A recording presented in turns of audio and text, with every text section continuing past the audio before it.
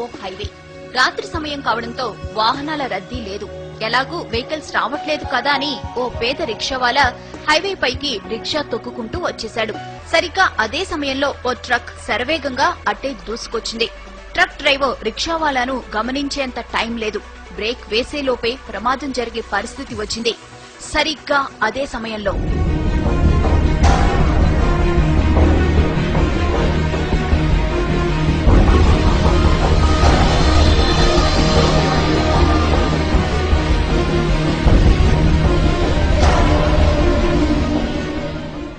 ఇది జరిగిన ఘటన. ట్రక్ డ్రైవర్ ఖచ్చితంగా ప్రమాదం జరిగిందని, తాను ఎవరినో గుద్దేశానని భావించి గబగబా ట్రక్ దిగి వచ్చాడు. అటు ఇటు అంతా చూశాడు. ఎక్కడా ఏమీ లేదు. ప్రమాదం జరిగిన ఆనవాళ్లు లేవు. అసలక్కడ ప్రమాదం జరిగితే కదా.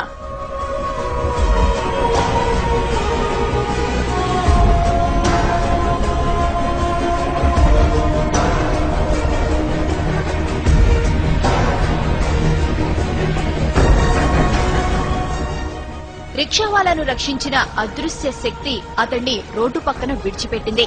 అతడు ఆరోగ్యంగా ఉన్నాడో లేదో తెలుసుకుంది. అతడు సరిగ్గానే ఉన్నాడని భావించి అక్కడి నుంచి మెల్లగా వెళ్లిపోయింది.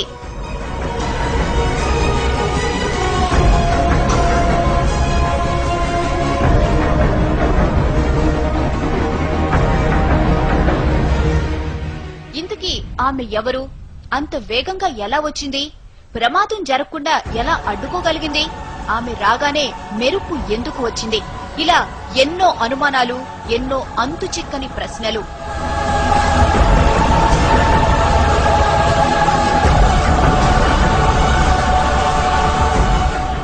అంత వేగంగా మెరుపులా వచ్చింది కాబట్టి ఆమె ఖచ్చితంగా గ్రహాంతర వాసేనంటున్నారు కొందరు. గ్రహాంతర వాసే అయితే ప్రమాదం జరుగుతుందని ముందే ఎలా ఊహించిందని ప్రశ్నిస్తున్నారు ఇంకొందరు.